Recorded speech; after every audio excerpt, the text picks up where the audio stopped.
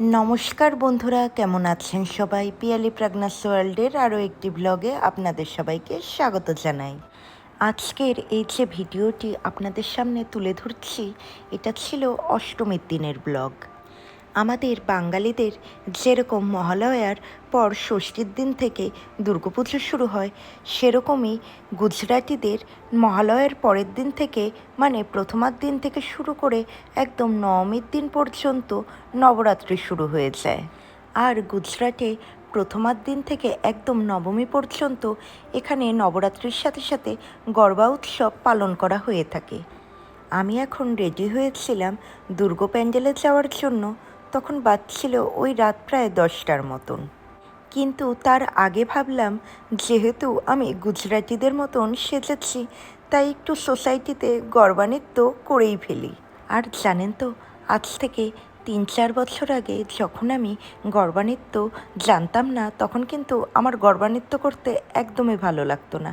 কিন্তু এখন যেহেতু আমি একটু একটু গরবা শিখেছি, তাই গরবা করতে ভীষণই মজা লাগে। এরপর রাত্রিবেলায় আমরা দুর্গাপুজো দেখার জন্য বেরিয়ে পড়েছি।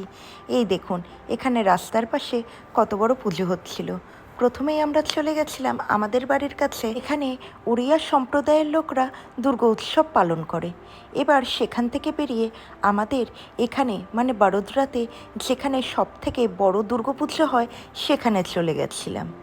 আমরা এখানে এর আগের দিন মানে সপ্তমীর দিনেও এসেছিলাম, কিন্তু শুধুমাত্র এই একটি ঠাকুরই আমরা দেখেছিলাম। আর জানেন তো, বাইরে থাকা সত্ত্বেও আমরা এখানে যে এত সুন্দরভাবে দুর্গাপুজো দেখতে পাই, এটিই আমাদের জন্য অনেক বড় ব্যাপার। আর যারা এখানে এই উদ্যোগ নিয়ে এত সুন্দরভাবে দুর্গোৎসব পালন করে, তাদেরকে অসংখ্য ধন্যবাদ জানাই। আর প্রতি বছরের ন্যায় এবছরও এখানে কলকাতা থেকে সিঙ্গার নিয়ে এসেছিলেন। আর এখানের অনুষ্ঠানও ভীষণ সুন্দরভাবে করা হয়ে থাকে।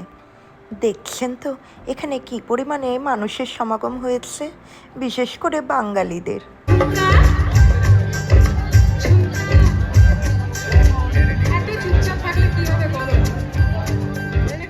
আর এই দেখুন, স্টেজের পাশেই কত পরিমাণে ফুড স্টল করা হয়ে থাকে। আর এখানে কিন্তু আমরা প্রত্যেকেই ভীষণ পরিমাণে খাওয়া দাওয়া করি, মানে বাঙালিদের দুর্গাপুজোর খাওয়া দাওয়া যাকে বলে।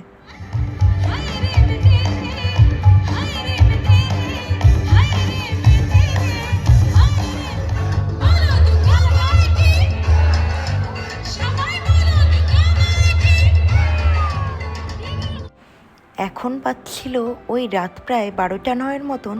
দেখছেন তো, এখন প্রচুর চেয়ার খালি হয়ে গেছে, কিন্তু এর মধ্যে অনেক পাবলিকই বাড়ি চলে গেছে, কেননা পরের দিন অনেকেরই জব রয়েছে। এখানে এই নবরাত্রির সময় সবাই মানে বিশেষ করে গুজরাটিরা প্রায় রাত 3টে অবধি গরবা খেলে, কিন্তু তবুও এখানে কিন্তু পরের দিনের জন্য এরা কেউই ছুটি পায় না।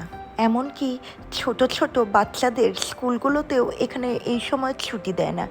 একদম দশমীর দিন এরা একটাই কেবলমাত্র ছুটি পায়।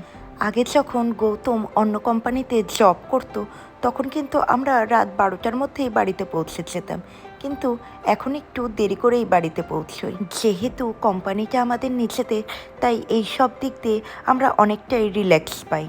তো ভিডিওটা আমি আজকে এখানেই শেষ করছি। দেখা হবে আবার নেক্সট ভিডিওতে। Tata, bye bye.